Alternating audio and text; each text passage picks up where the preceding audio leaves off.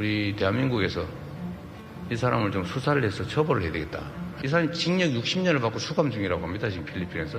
그래서 그 사람을 좀 임시로 좀 한국에 보내달라고, 임시 인도를 해달라고 요청해서.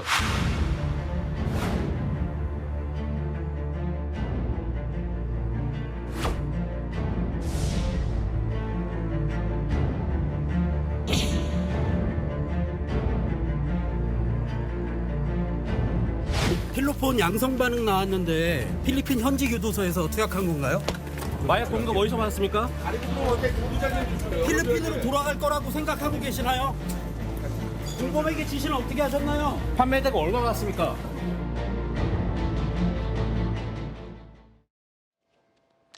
필리핀에서 한국인을 살해해 현지 교도소에서 복역을 하고 있었던 이 박왕열. 국내에서도 다량의 마약 30억 원어치를 유통시킨 혐의를 받고 있죠. 구속 기로에 놓여 있습니다. 아마 구속 가능성이 굉장히 높죠. 마약 간이 검사를 했는데요. 역시 양성 반응이 나왔습니다. 오늘 오전 10시 반부터 피의자 신문이 진행이 되고 있는데요. 박왕열은 이른바 마약 왕이라고 불리고 있었습니다. 이유가 있었습니다. 경찰이 박왕열의 마약 유통과 관련된 사람들을 정리를 해서 붙잡았는데 숫자가 어마어마합니다. 자, 236명의 숫자가 나오기도 하고요. 이 약을 공급하거나 샀거나 하는 사람들까지 포함해서요. 공범 숫자를 세봤더니 이것도 어마어마하다고요. 공범만. 네, 공범만 42명이라. 42명이요. 예, 이미 구속된 상태라고 하는데. 네. 그러니까 공범과 같이 마약을 샀던 사람들에 대한 국내 수사는 어느 정도 다 돼 있다. 네. 그러니까 박왕열이 여기에 어느 정도 역할을 했느냐 이 부분에 대한 추가 조사가 지금 필요한 상황인 것 같습니다. 네. 지금 보면요. 유명인 황하나 씨도 연루가 된 것으로 포함이 된 것으로 지금 나오고 있는데 저게요. 지금 경찰이 파악한 인원이 236명인데 이걸 이제 경찰 수사, 조사를 진행하다 보면 속된 말로 고구마 줄기처럼 예상치 못한 사람들이 튀어나올 수도 있다면서요. 그렇습니다. 우리가 마약 수사의 경우에는 공급을 하거나 이것을 이제 밀수를 해온 사람뿐만 아니라 사실상 그런 공급책으로부터 마약을 공급받아서 투약한 사람도 함께 입건이 되는 것이기 때문에 네. 그 범위는 더 확대될 가능성이 있다라고 보는 것이 맞겠고요. 그도 그럴 것이 지금 이 박왕열이 한국으로만 이 들여온 마약의 양이 필로폰 뭐 1.5kg, 3.1kg 이런 단위거든요. 오. 그렇기 때문에 투약의 인원수는 사실 훨씬 더 많을 수가 있겠고 그렇죠. 관건은 얼마나 이 던지기 수법으로 교묘하게 유통을 했는지인데 마약 수사의 경우에는 휴대전화 포렌식을 통해서 이렇게 뿌리를 뻗어나가는 듯한 그러한 수사 방식을 취하거든요. 그래서 이번에 공범들의 진술과 박왕열의 진술을 취합을 해서 아마도 그 수사의 대상이 되는 사람은 더 늘어나지 않을까 싶습니다. 네. 이제 수사가 본격적으로 시작이 될 텐데요. 박왕열은 과거에 방송 인터뷰에서 내가 입을 열면 대한민국은 뒤집어진다. 뭐 검사가 옷을 벗을 사람이 여럿 있다. 뭐 이런 식으로 협박성 멘트도 했었는데 그렇게 큰 소리 떵떵 치던 박왕열 정작 송환돼서 경찰 조사에서는요. 기억이 잘 안 난다.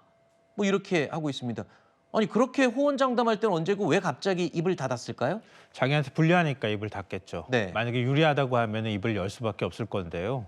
그러니까 박왕열 입장에서는 한국에 수감돼 있는 게 좋겠습니까? 필리핀에 수감돼 있는 당연히 게 좋겠습니까? 필리핀에서 황제 감옥에 네. 있었던 게 좋겠죠. 아니 그러니까 지금 수감 생활하면서 휴대폰도 멀쩡히 2대나 사용을 했다고 하고요. 그걸 네. 통해서 마약을 유통했다고 얘기를 하지 않습니까? 네.